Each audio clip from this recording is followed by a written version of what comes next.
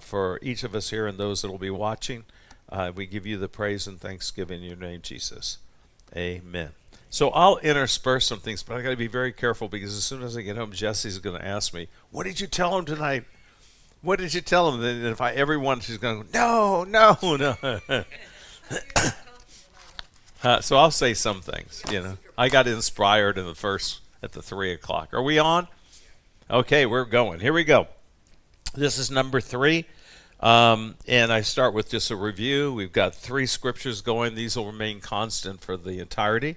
And that is first Joshua 4, because this is based on Joshua 4. The 12 stones that God commanded the Israelites to make a mound of, and that every time their children came by, that they were supposed to explain to the children not only that miracle, but all the miracles that God had done for his people.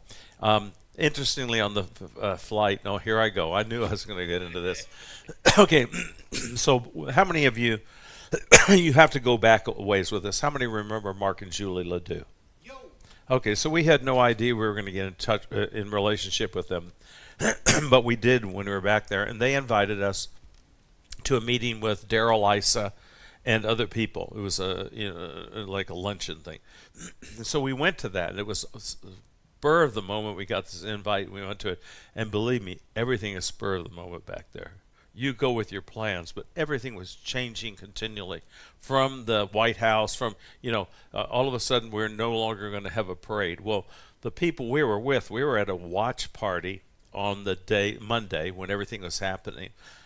There was no arena going on at that point originally, so they canceled the parade, so that canceled that part of the watch party. The watch party was a restaurant, really nice, Brazilian, what do they call it? Brazilian steakhouse or whatever. From 10 until 4, we got to eat everything. They had crab legs. They had steaks, all different types of steaks cooked, and there was probably 400 people in there, and just eating, George. Yeah. You should have taken my place because I didn't start till after the inauguration at 2 o'clock because I was just enthralled with what was happening with the events. So anyway, coming home, first of all, when we're at the thing with Daryl Issa's thing, so I look up, and I go, "There's Mayor John Franklin. I can't believe this." And so John was there, so I went over and talked to him, and I reminded him, I said, "John, you do remember that at your prayer breakfast, I did say that if Trump got reelected, you don't need to look any further than Robert Fitzgerald Carey." He said, I remember, And so we were talking, and we were talking about a small world. Here we are in Washington, D.C., in this meeting I'm in, and who's there? One mayor. It's our mayor. So we had a really nice conversation. And I mentioned to him, "Man, this is a small world, isn't it?" And so then coming home on the plane, I'm next to a young lady, and we introduced to each other because you got on the one side is Jesse and Janet and Grace, and then I'm the fourth, so I'm here, and then 2 other folks are in the other 2 seats. Well, the lady next to me, so I start talking to her, and she asked why I was there. I said, "There for a Christian thing." She says, "Well, I'm Jewish." I said, "That's great." I said, "So what do you do?" She says, "Well, I work out of La Jolla for, let me get this right, One America, One America, a conservative show, or radio station, or TV station. What is it, America One or One America?" Right. Well, she's one of the personalities. She's actually on TV. She actually has a show on there. And so, we were talking back and forth, sharing pleasantries and all. And I was asking her about her faith, whether she was conservative or Hasidic or whatever. And she's sharing about her Jewish faith, and I was sharing about our Christian faith. I said, "Well, do you align any Zionists and all?" I said, "I know that carries a bad word, but I'm talking about going back to Herzl at the beginning and what it really means." And so she was excited about that I knew something. And so we had a really nice conversation, and her work, very conservative. And we had some things that we really touched on that we were in total agreement. I mean, I shared with her, I believe we're in a Malachi 4 moment about those older, they're being concerned about the children, and she agreed, totally. I shared with her that historically, until the last 10 years, I always considered myself a social democrat and a fiscal Republican. And she says, that's exactly who I was too. And I used to work for the secular TV and all that. But that kind of drove her out when she saw all the wokeness coming in. Matter of fact, I got a phone call. I didn't say this at the first service. I got a phone call, and so somebody with a 480 number where I didn't even know where it was, and they said, "Is this the church that had that woman preacher that confronted President Trump at the national meeting thing?" You know, I'm going, how in the world did this person get us as being the Episcopal woman preacher that was railing on Trump? So I gave him a call tonight, but he wasn't in, so I left a message and just kind of shared with him if he wanted to get me. No, I called the guy, you know, and I found out, I looked it up afterwards, it was Arizona. And Leo, could you turn the heat off? I did it earlier because it was so getting cold, but it's not anymore. That's why I can't imagine. But, you know, we've had those funny things happen before, where we'll get, like when we got that thing in the mail, it was to Vista Battleship Church, you know. You know, what's the deal on that? Why were we called a battleship? I mean, I didn't think it was negative, but how in the world can anybody get that confused? So those things happen. Anyway, so that was another conversation. That was another one of those little God moments that, because she said to me, when I said I was at this thing with John Franklin, she said, "Oh, I know John Franklin." Well, she went into that, and I said, "Listen, when you see John, the next time you see him, tell him that Roger Friend said, 'Isn't this a small world?' Because here these hookups are taking place, you know, just, you know, whatever." Okay, so review Joshua 4, then Psalm 71:18, that even when we're gray, God, don't depart from me until I have the opportunity to share of your mighty miracles to this generation and the generation to come. That's where I believe we're at right now. And that's been, and I shared this with Stella, the young lady next to me. I said, "Hey, have you ever thought about this? What would your Jewish people be without the Torah? And what would the Christian people be without the New Testament?" And she thought about it. Yeah, that would be something. I said, well, can you imagine then if the same God of the Old Testament that we believe the God of the New Testament is doing these miracles, how about if he showed up to a country and did the same sort of miracles to make that country become into existence, but then the people didn't have those teachings anymore? What would they be like? Wouldn't they be like a nation that doesn't know what direction to go in and is open to all sorts of weird ideas that come along? And that caused her to think, and she agreed totally, you know, with that. And I believe that's where we are. I also had this thought. God guarantees that we'll always have the Bible. He's not going to let any nation, any dictator, nobody take the Bible out. Heaven and earth will pass away, but his words are going to last forever, okay? So no matter how they try to confiscate Bibles or whatever, it's just never going to happen. That's ordained by God. But then God gives us a choice on whether or not we will pass on our history. Okay? In the Jewish tradition, it's embodied in it. All the feasts, all the holy days. It's a constant reminder of all the miracles that God did. Okay?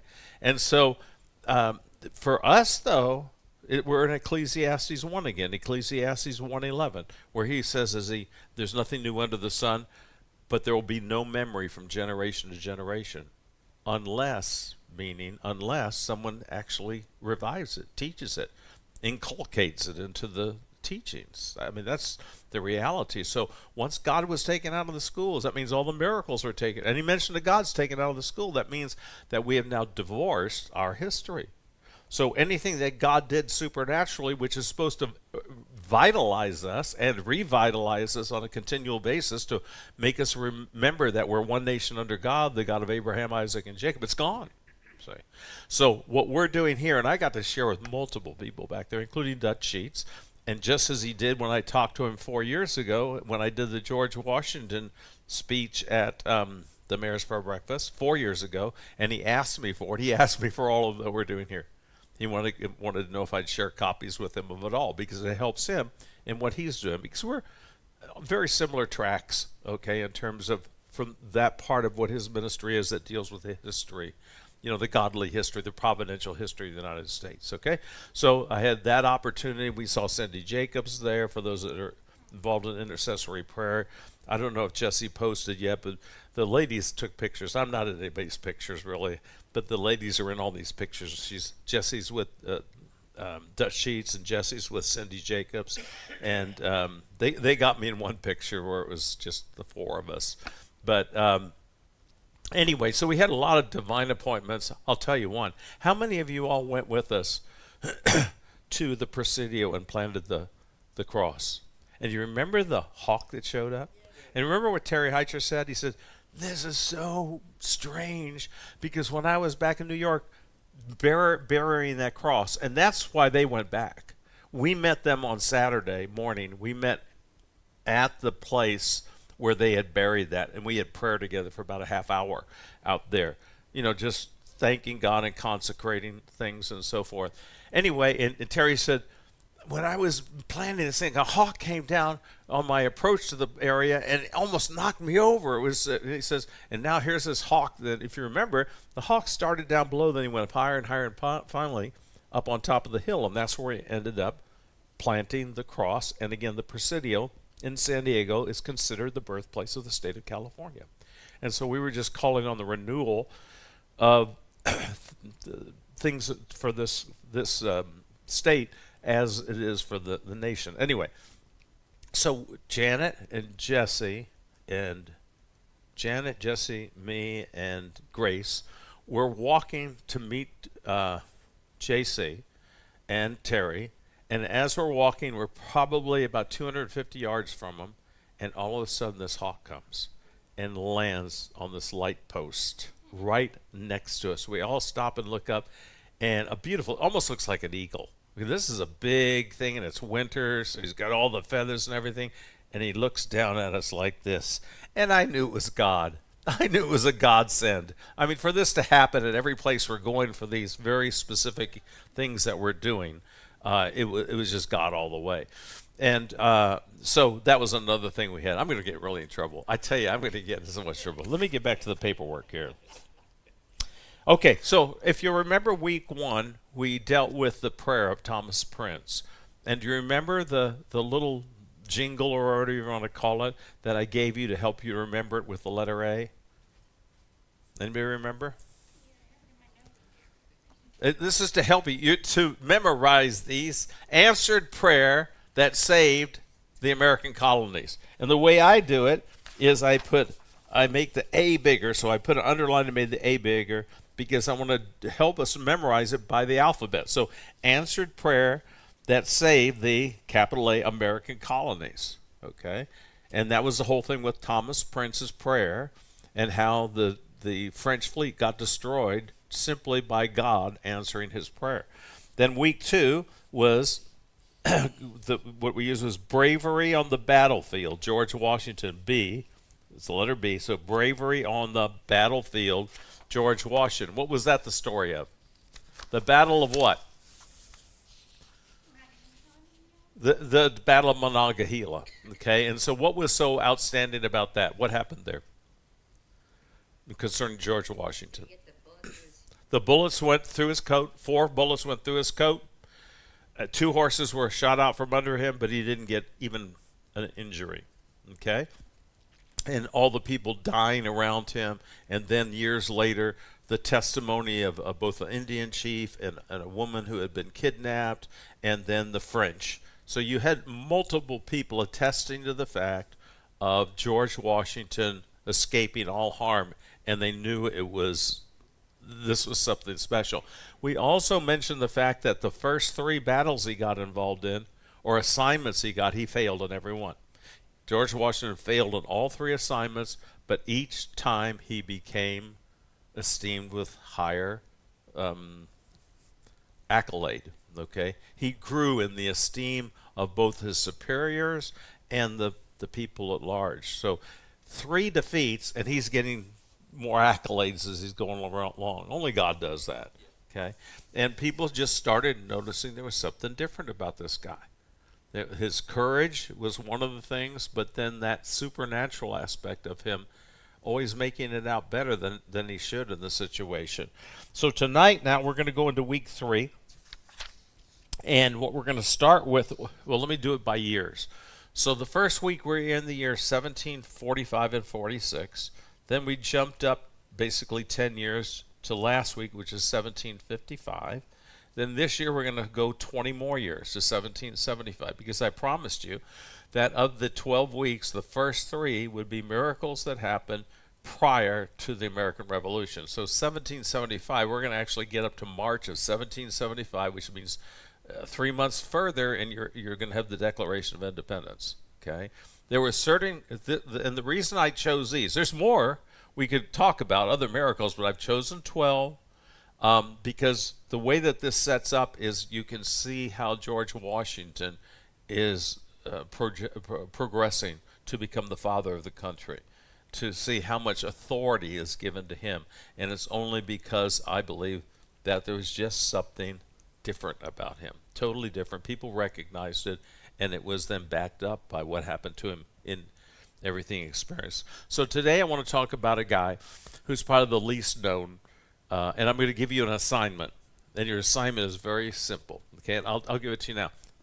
Where's the gold in America kept? Fort Knox. Who's it named after?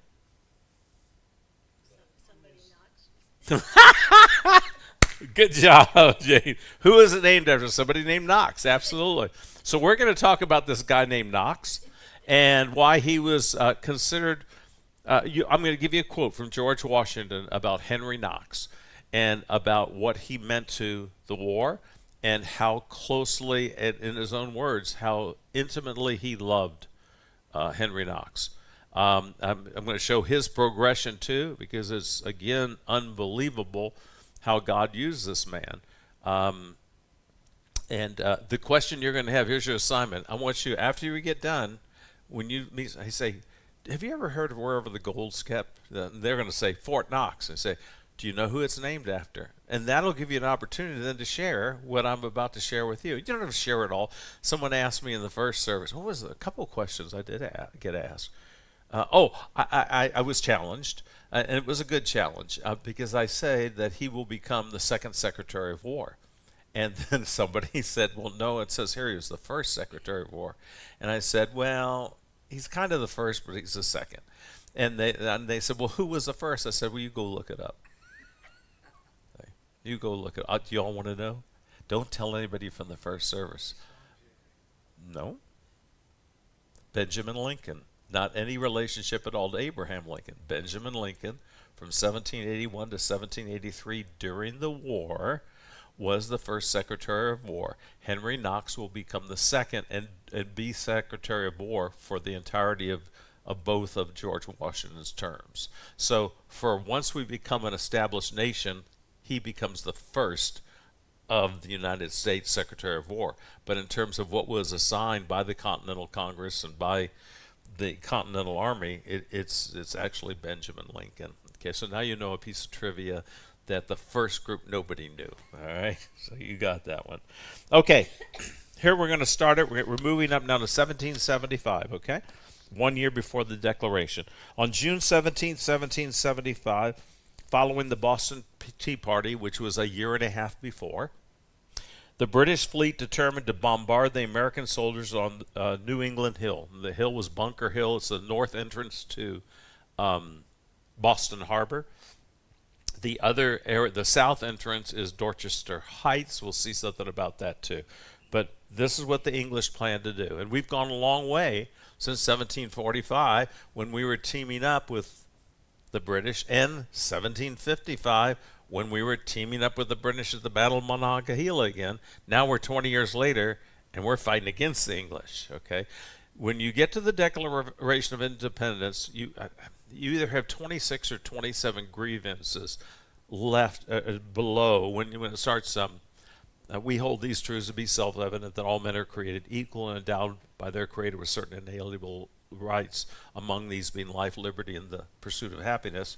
That goes on for another paragraph. If you go down the bottom, it lists 20-some grievances that the colonies had against Great Britain and the king specifically.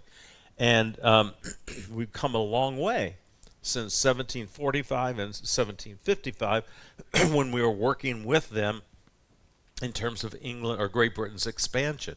Now we're 20 years later and we're not with them anymore. We're fighting them. Okay, is everybody with me? Because it's just gotten overbearing. Now, next week, we'll discuss that right there, an appeal to heaven, because we're in 1775 now, and we'll discuss what that meant, because this is the legitimacy that the founding fathers had for going to war against England. Okay, that right there. This is what this was George Washington's first flag. It was the first flag flown over the Navy, what began as our Navy. It was chosen by George Washington.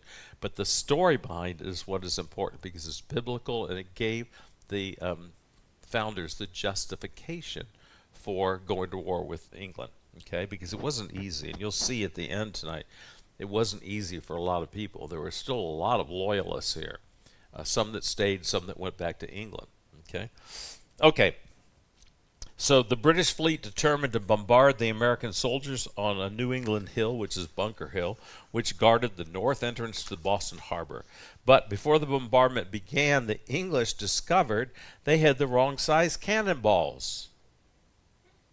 As a result, and someone asked, well, where did they get those from? England. But they had the wrong size ones, okay? As a result, the English sent 2,300 soldiers with bayonets fixed up Bunker Hill to take Bunker Hill. After 2 failed attempts, the English took Bunker Hill. However, they lost 1,000 soldiers, and the Americans only lost 500 soldiers. So what this did was, in defeat again, it gave the American fighters the understanding that they could fight with these guys. See, let me give you for instance, when Bill Belichick and Tom Brady were with the New England Patriots and they walked in for the Super Bowl, they had a decided advantage. That advantage was their history together and that team in the Super Bowl. Okay, they never went through well, they did go through a regular season, one completed season without a loss until the Super Bowl. But the point I'm making is that the British Army had a history. They were the greatest fighting force in the world. They had fought in numerous, wars in Europe, and so they were they put fear in the fledgling army here in the United States. Was just thrown together. People came to, there was no uniform at first. They were just dressed in whatever they had, and they'd get them all lined up and do the best they could with them. You will see that change because of Henry Knox. But the point being is that up to this time, there wasn't a lot of confidence, okay? We were fighting for our homeland, but not a lot of confidence. When they were able to kill 1,000 of the British and lose only 500, it gave them confidence that they could stand up to the British forces. So again, in defeat, ended up actually helping them. The same day, 300 miles away in Philadelphia, the Continental Congress placed the entire Patriot Army under George Washington's control. George Washington wrote to his wife Martha, I'm going to quote from the letter now, quote, "Dearest Martha, it has been determined in Congress that the whole army raised for the defense of the American cause shall be put under my care, and that it is necessary for me to proceed immediately to Boston to take command. I shall rely, therefore," this is important because here's his viewpoint. This is George Washington's viewpoint. "I shall rely, therefore, confidently on that providence which has heretofore preserved and been bountiful to me." That confidence in the providence which heretofore preserved me. What's he talking about? Yeah, he's talking about the Battle of Monongahela, where all the bullets went through him and the people spoke over him and so forth, okay? So you could say that George Washington's faith was growing during this process also, okay, because of his own personal experiences. And you recall last week you read a letter, part of a letter that he wrote to his brother, John, And he said, there's no way I should have gotten out of this, but it was God's intervention that allowed me to have 4 bullets through my coat and 2 horses shot from under me when people were dying all around me and I didn't even get a injury. So he was recognizing something himself, and something I'll read later will help to understand that too. Governor John Trumbull of Connecticut wrote to George Washington. Watch what he says to him. The Honorable Congress have proclaimed a fast to be observed by the inhabitants of all the English colonies on this continent. Now, why does he refer to them as English colonies? Because in 1775, we haven't declared our independence yet. So they realized they were still an English colony, okay? All the English colonies on this continent to stand before the Lord in one day with public humiliation, fasting, and prayer to deplore our many sins, to offer up our joint supplications to God. Now, notice that, just like when we, since 2012, with when Jonathan Cahn introduced 2 Chronicles 7:14, if my people who are called by my name shall humble themselves and pray and seek my face and turn from their wicked ways. Okay, that's scripture. Every time in the fastings and prayers called by the national leaders during the going into the declaring of war, they are going to say, hey, look, they've done this against us, but we don't think that we're a perfect people, but we have justification because they won't listen to us, they won't give us place in their court, they pass all these taxes, they're unfair, we have no, we're not being heard, okay? And yet at the same time, they recognize that we're all sinners saved by grace. Okay, we will see in one of the things that George Washington says in a couple minutes, we're going to see where he proclaims that our only confidence is if we're living a holy, righteous life. In other words, don't approach God and you know you're not right with God. We'll see them the day before a war, in just a couple minutes, the day before war. That's what George Washington is going to say. And if you're holding a gun and you know you're about to enter into conflict with the British, they got 3,000 troops that are about to attack, and you know this might be your last day on earth, your contrition is increased. Your willingness to come to grips with a correct lifestyle increases at that point. And you better have been living right if you're about at the end of somebody else's musket so that you can trust God for his deliverance. It's not playing games at that point. You know the old saying, there's no atheist in a foxhole? You know, that people get real serious when it's life and death. And it's not just life and death, it's the fear. I mean, back then, you know, if you got shot, you could get shot with just a little place, but because of the lack of penicillin and other things, you might die from infection from just what would be considered a little bit more than a surface wound, okay? And it was, you know, you're fighting hand to hand, it's with bayonets. I mean, that sort of thing, it has an effect on you, and that's why whenever they're talking about we're going to fast and pray, you know, you better be living a godly life. You better come to grips with that. You need to confess your sins right now and get right with God because you're about to go into a major conflict. He goes on to say that they have to offer up our joint supplications to God that they have appointed you to possess. The supreme director of all events has caused a wonderful union of hearts and counsels to subsist. He's talking about the colonies. We're all joined together in this. Now, therefore, be strong and very courageous. May the God of the armies of Israel shower down the blessings of his divine providence on you, speaking to George Washington, give you wisdom and fortitude, cover your head in the day of battle and danger, add success, and convince our enemies of their mistaken measures.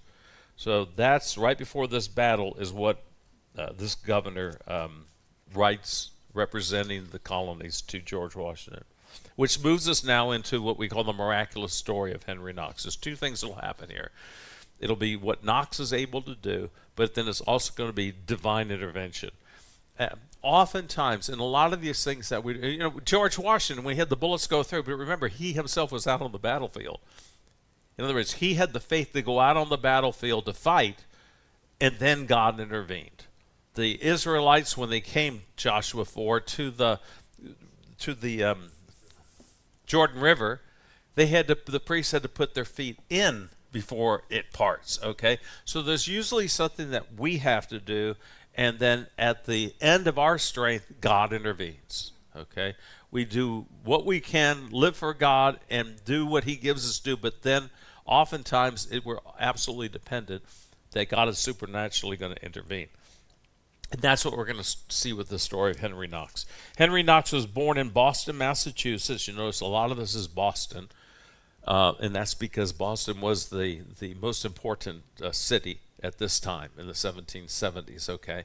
It's all up in Massachusetts, Boston. This is, if you recall back even before that, that's where the French were going to come in to wipe out, okay? Henry Knox was born in Boston, Massachusetts, July 25th, 1750. He lived with 9 siblings, as well as his mother and father. However, his father abandoned his family when Henry was 9 years old. He went off to the West Indies, not to be seen or heard of again. To support his mother and younger brother, obviously some of the older family was gone, Henry left school and began working in a local bookbindery. With unbounded access to a host of books, he focused on his passion of military strategy and weaponry. He pored over books like Julius Caesar's commentaries, where he learned how to design fortifications, situate entrenchments, and discern topographical advantages, becoming a competent engineer and military tactician with no schooling. Dropped out at 9. He's going to be self-learned. That's why I've always said that unless you're going to be something like a doctor, the most important thing you can learn is to read, and then to have access to materials that can help you with whatever it is that God has put in your heart to do. Okay.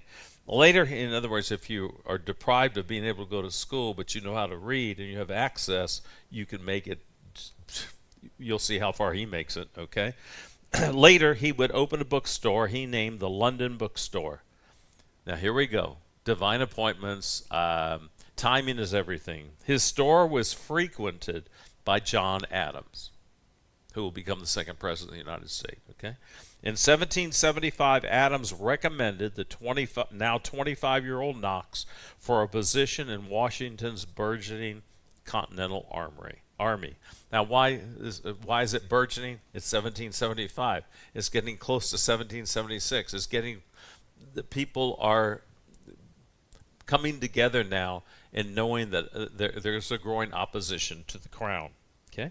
After his first encounter with George Washington in July of 1775, Knox was quick to sing the praises of his future officer and friend, marveling his ability to quote, this is Knox speaking of George Washington after his first encounter, marveling Washington's ability to, quote, fill his place with vast ease and dignity, and dispense happiness around him. Now, what does that mean? That means that when you were in the presence of George Washington, there was a dignity about him, but you felt at ease. You felt good to be. He had this thing where you felt good to be in his presence. Okay, so we would say he had charisma. Okay, I would say he had an anointing. Yes. Okay, he had an anointing that spilled out on other people, okay? General Washington made Knox a colonel. Then, on December 1st, 1775, he sent Colonel Knox to Fort Ticonderoga, which was also Vicksburg, which was also Fort Duquesne in terms of the French Indian War, okay? So this is a central area. The Fort Ticonderoga, that's where Washington sent Knox to bring 59 cannons. That's a 120,000-pound lot. 120,000 pounds of cannons. It's 300 miles away. 59. It's 300 miles. 300 miles from Pennsylvania to Boston. So we're not taking the 15 freeway, okay? We're going to be taking this trip over whatever, okay? And you'll see what happens as a result. He's going to think he's going to get there. He'll even comment.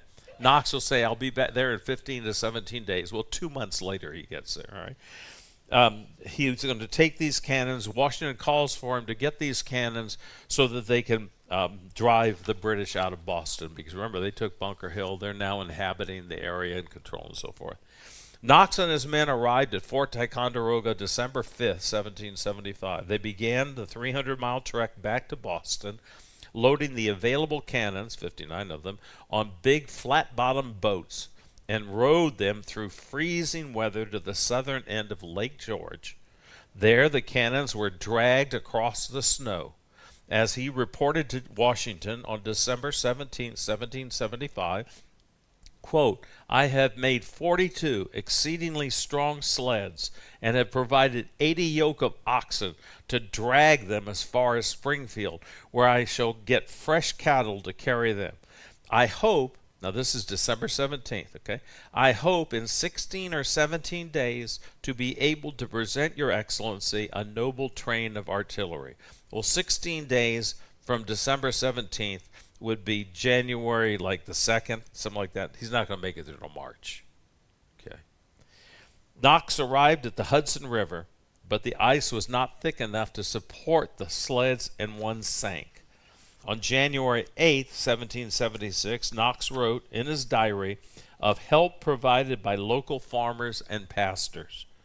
This is the quote from his diary. Went on the ice about 8 o'clock in the morning and proceeded so carefully that before night we got over 23 sleds and were so lucky as to get the cannon out of the river, owing to the assistance of the good people of the city of Albany.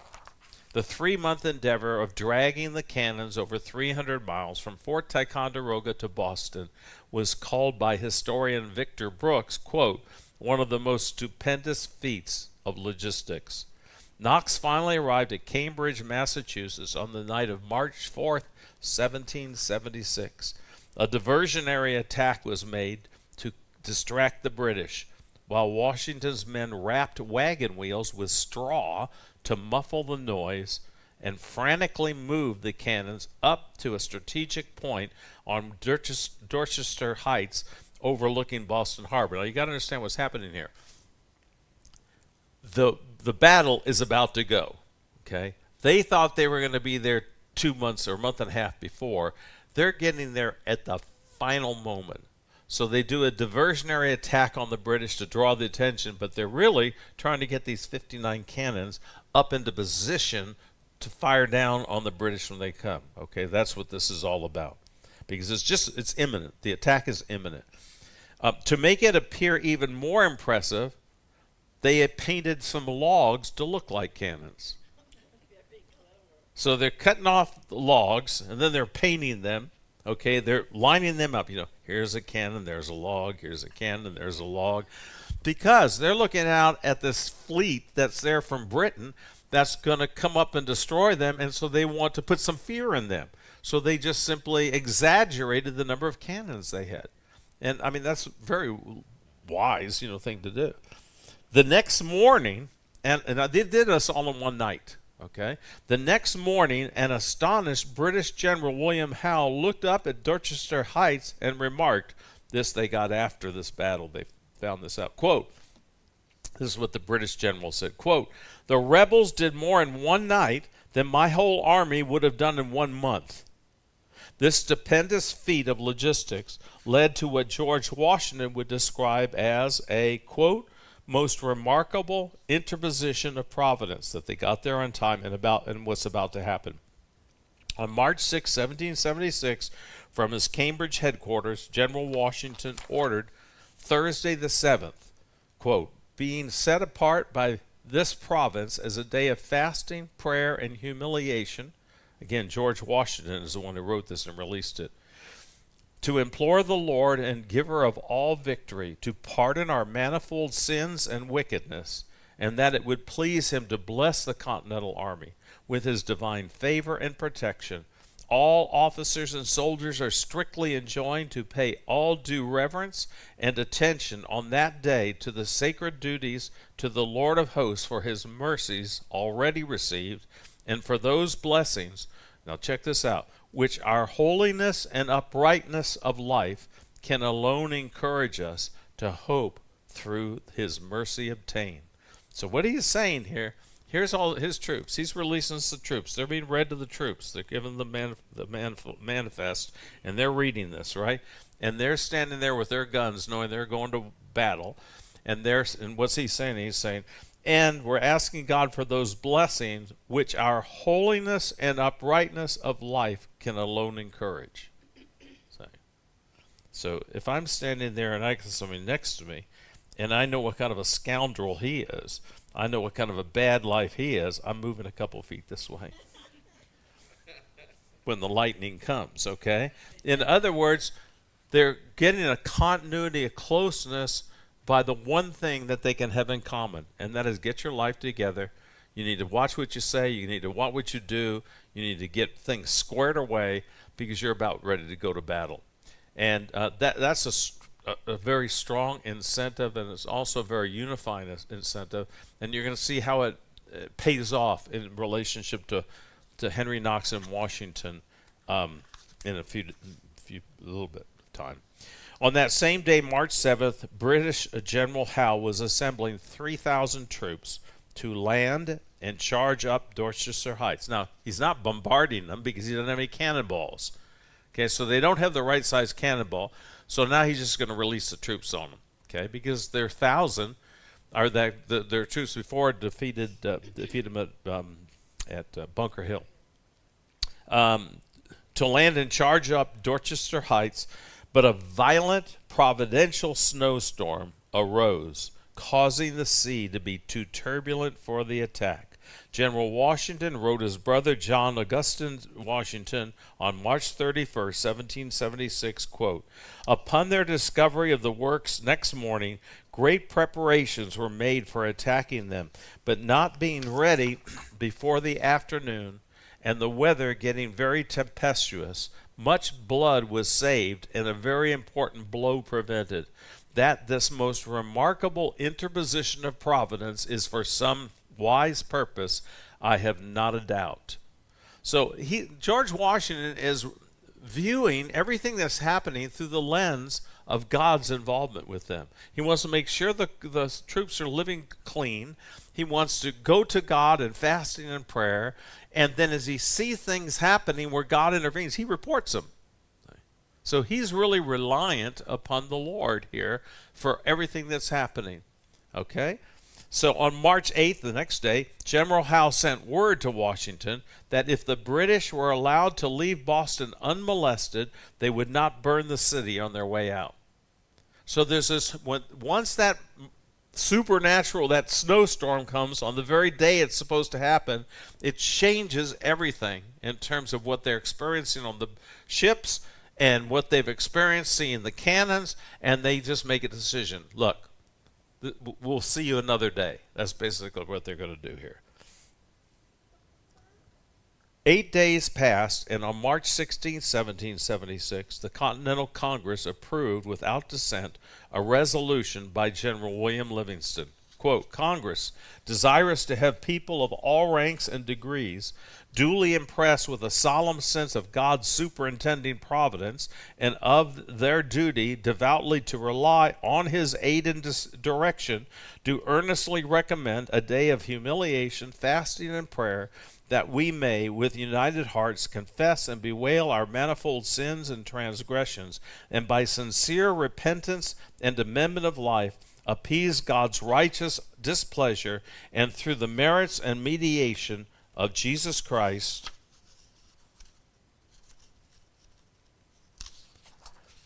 obtain this pardon and forgiveness." Now, when we're back there for the inauguration, after all we've been praying for revival, for great awakening in America, and the right people to get in office to lead. And so when you've been doing that since 2015 and now it's 2025, all the people that we're meeting with, believe me, if President Trump had called for a day of fasting and prayer, we would have all done it. We wouldn't have eaten a thing at the steakhouse, okay?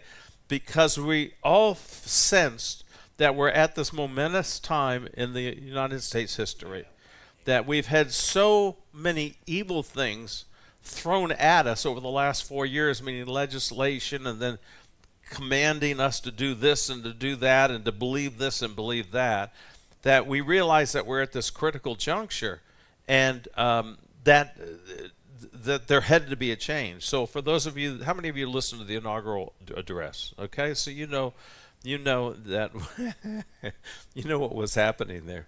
President Trump does not hold back. Okay, it was not a congenial delivery. You had the President Biden and Kamala Harris, the Vice President, sitting over here, and he was just letting everybody know that we are entering a golden age. That what has been happening isn't happening anymore. I'm being gentle, okay? Isn't happening anymore. And then he was listing, all these things, that had been going on. Huh? Yeah. Oh no, that was a in your face sort of message, right? And but again, there was such a spirit back there of people. There was like you felt like something had broken, some kind of a spell had broken, where there was a hope and an optimism that we could go in the right direction.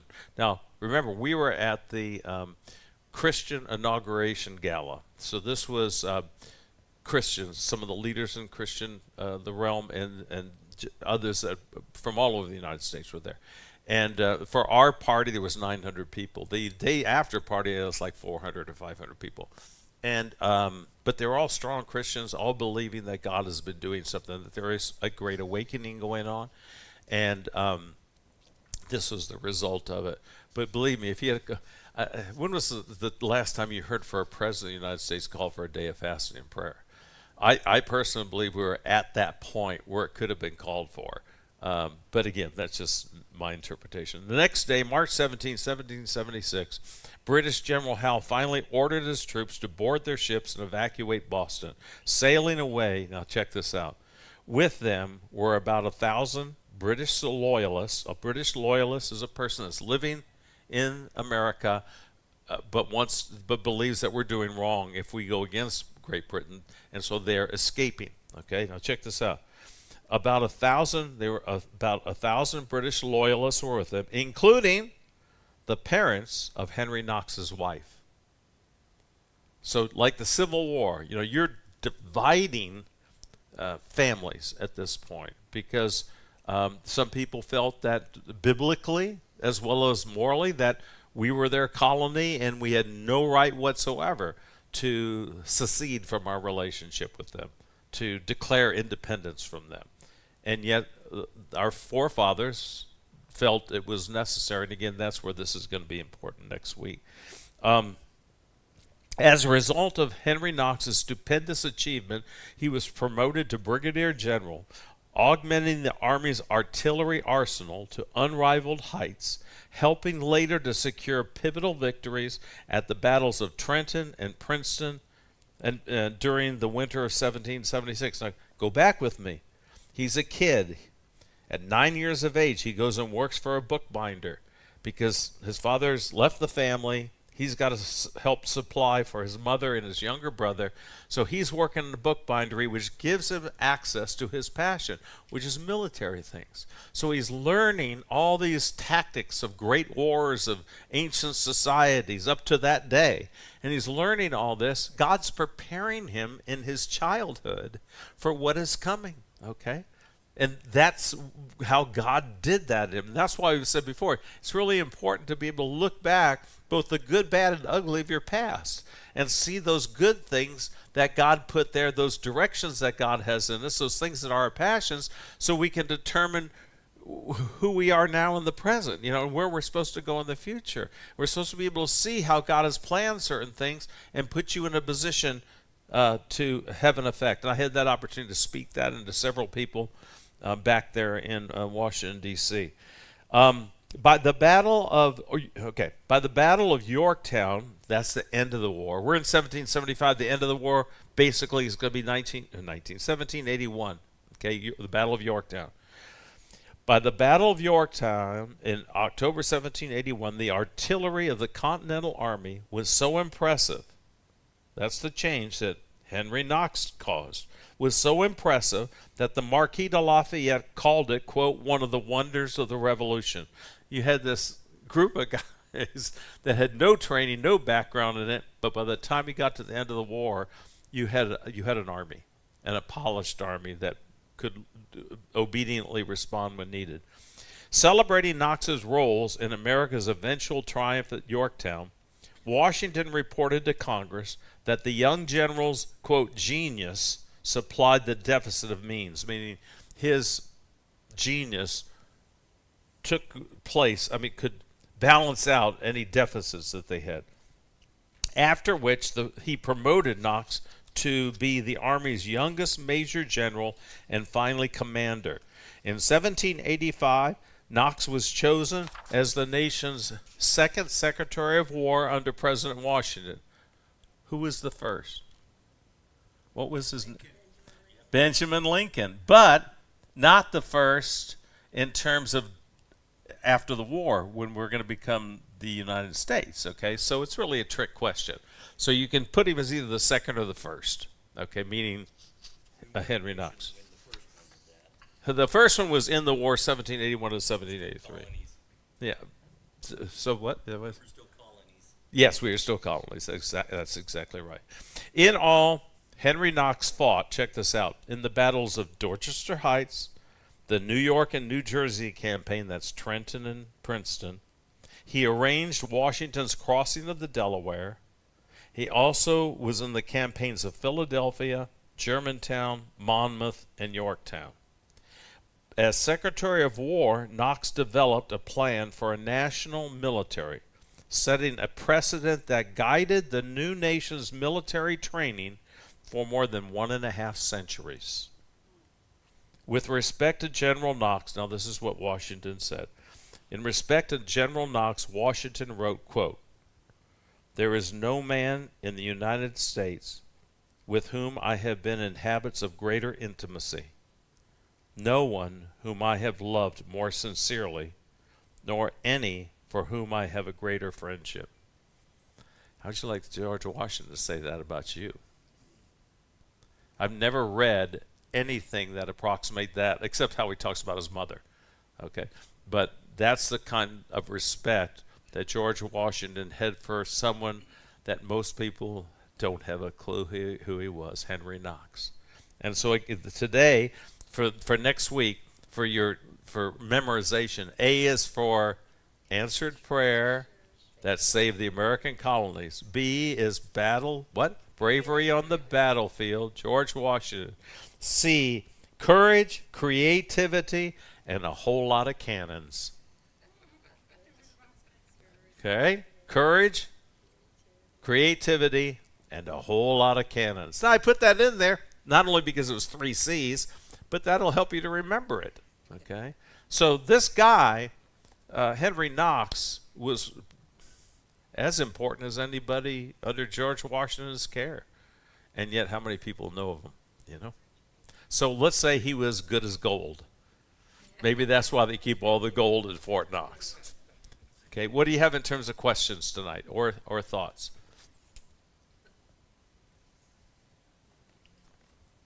So Knox did this.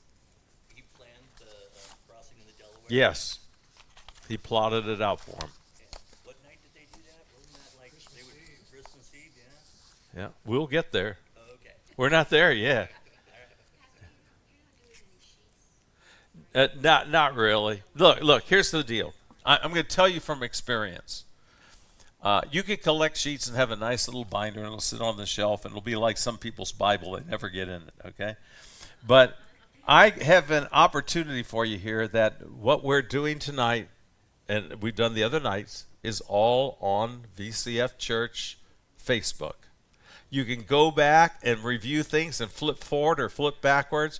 If you're looking for a date or you're looking for a name, you can find them. So I just found that if that it's in your heart really to get this so you can pass it on, then you're gonna want to study a little bit on it, not just have a group of papers, because after about a month, those group of papers, you're not even going to know where to go into. It's kind of like the Bible. You know, where was that in the Bible? It said something about a king in this. So I really encourage you to, the whole point of this, and this, I was able to share this with multiple people back not only Dutch sheets, but I was able to talk. I had an hour and a half conversation from a guy from Nashville, Tennessee, who owns a record label, and we were talking, and he was so moved he ended up prophesying over me because of the fact that he felt that what we're doing here is the answer, and the churches of America need it. Okay, they need, because the schools are not doing it because God's not in it. Okay, because once God was expelled, they how can you talk if you've expelled God and the Bible, the Ten Commandments? Then how can you talk about the miracles of God? It's not. It will never be allowed. It will never fly. Nor would the people want to do it. So somebody's got to do it. Getting back to something God showed me a long time ago, somebody's got to do it. So who's the somebody? The somebody has to be us. Okay, we have to take it upon ourselves to learn of these people, that we have a foundation for why we're thankful for God creating the United States, thankful to God for us being alive in the United States, and proud to be an American in a nation that chose to be one nation under God, to have a Judeo-Christian foundation. They didn't mean for it to go away in time. Okay, last week I shared with you 100 years after what happened with George Washington's story. They were still teaching in schools 100 years later in the textbook the story of his being the bullets and all holes. And so there was respect. Talk to people, they don't care. I mean, when I say don't care, there's a group of people that are working against the United States that want to topple over all the statues of all the people before us. See, but if you look at the Bible, does God say, hey, look, I want you to rip out the page on Judas. I want you to rip out the pages on David and Bathsheba and David killing the woman's husband? No, he leaves it all there. So we learn from it. When you cancel out history, you don't learn from the mistakes that were made. And so that's what's insidious about attacks by the enemy. Again, we don't wrestle with flesh and blood. The enemy uses flesh and blood, but it's the enemy trying to take away our birthright and our blessing, just like with Esau. The birthright and blessing the devil wants to take away, so we don't honor those that come before us. But if we do remember the stories, we're really in line with what God wants us to do, and we're overcoming Ecclesiastes 1:11. We're overcoming the memories dying. We're able to show respect and strengthen our own selves and give our children and our grandchildren direction, so why they can be thankful instead of just, with the radicalization that goes on in social media, which always starts in a destruction of anything historical within our nation. It keeps them from falling prey to that. It gives them hope instead of turning to drugs. Because, when you grow up in a situation where you're told that you're evil because they were all slave owners, and they just leave it there. They don't talk about the debates and the arguments against slavery and how the Founding Fathers wanted to have a nation.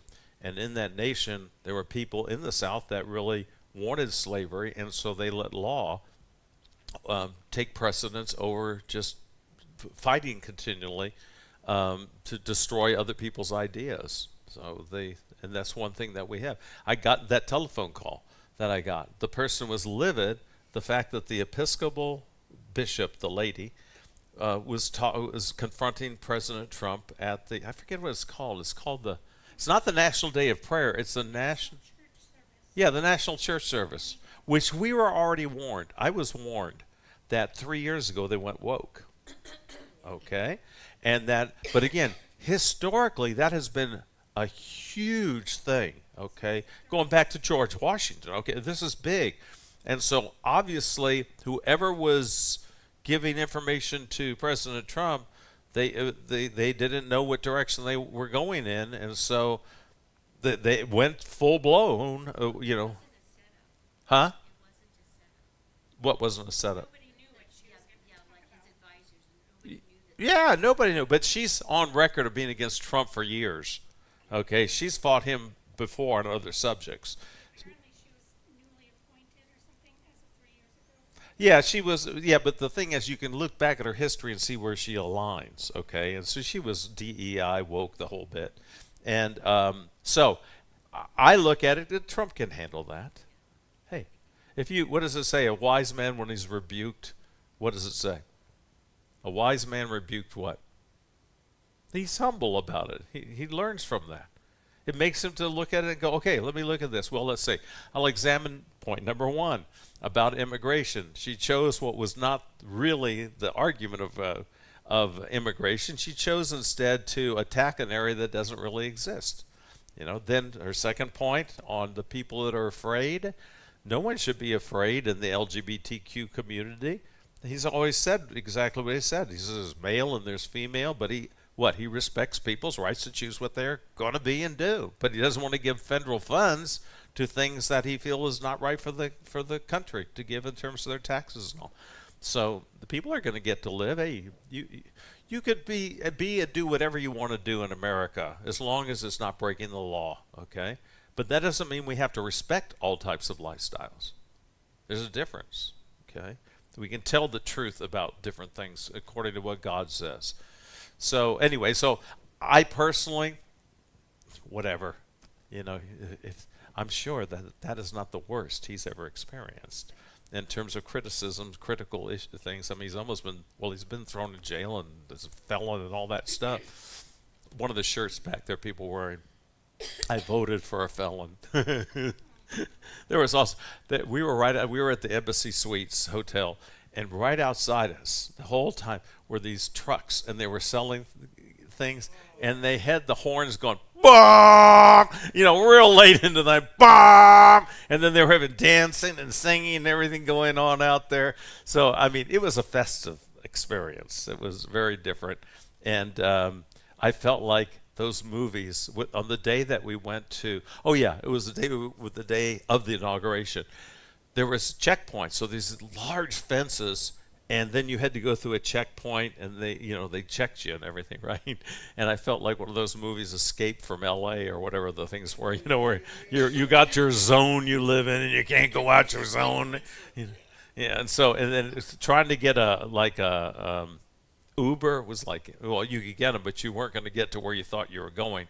You're going to get several blocks away, and then you would go to it. But the good thing was because there wasn't snow, there wasn't ice, so it wasn't as hazardous in terms of walking, because we were walking a lot. Any questions? Any thoughts?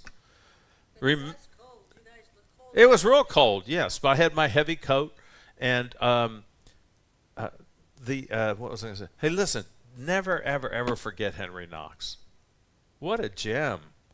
And look, what would we predict for him?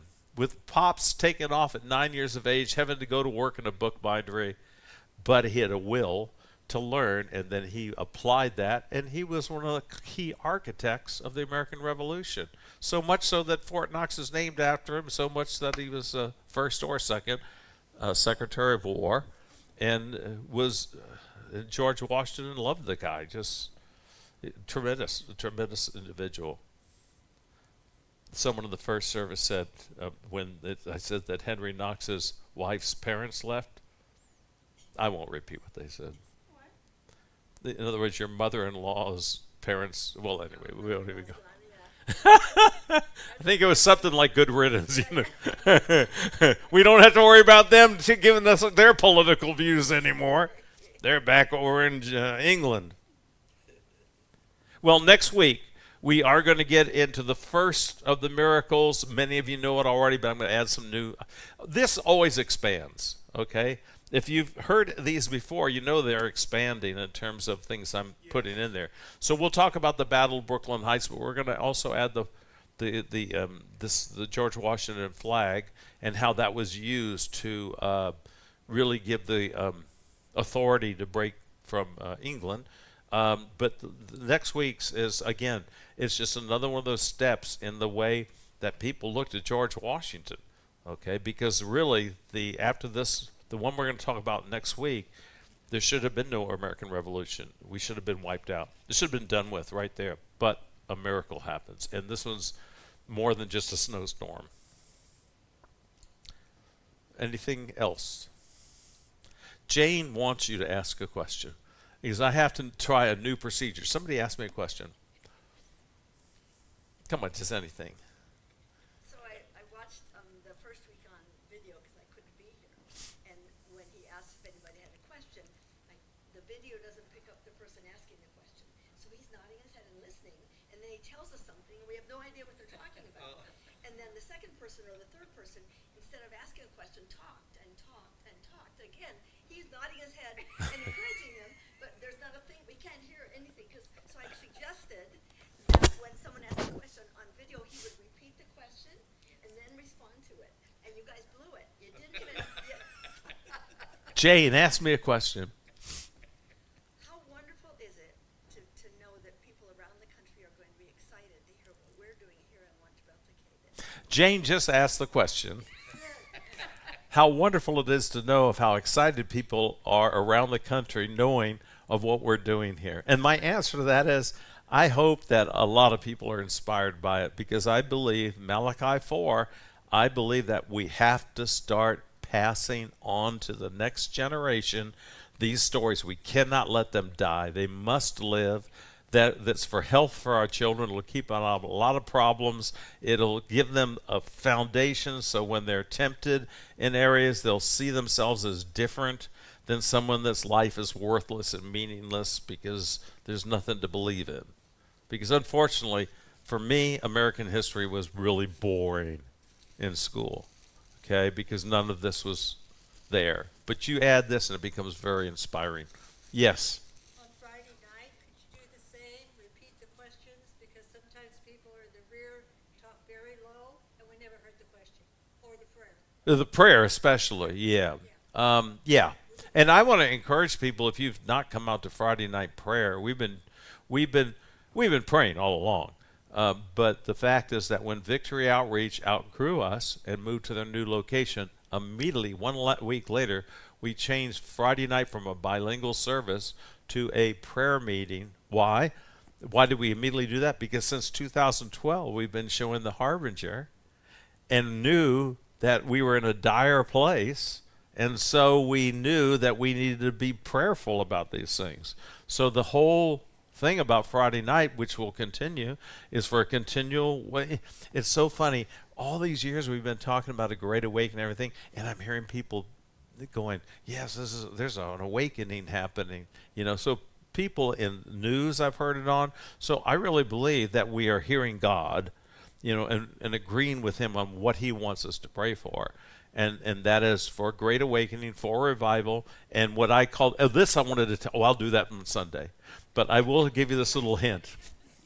This hint. You're going to need to pay us not to tell Jesse. The first service, I told him, don't tell Jesse anything. So I walk in the place. Have you heard me say here that I call this, what we're doing, a restoration project? So I walk into the gala. They give each of us a nice framed thing about what we're doing. And it says the restoration of America. I go, it's right there. Exactly what we're doing is being picked up by other people. I'm not saying we're getting it first. I'm saying as the Holy Spirit's moving in the same manner all over. What is it? It's a restoration of the miraculous stories of God to implant in our kids, to give them something that they can feel good about themselves, feel good about the God that they serve, feel good that God still is the same yesterday, today, and forever. That's the way I look at it. I'll let you go. I'm glad all of you were here tonight. God bless you.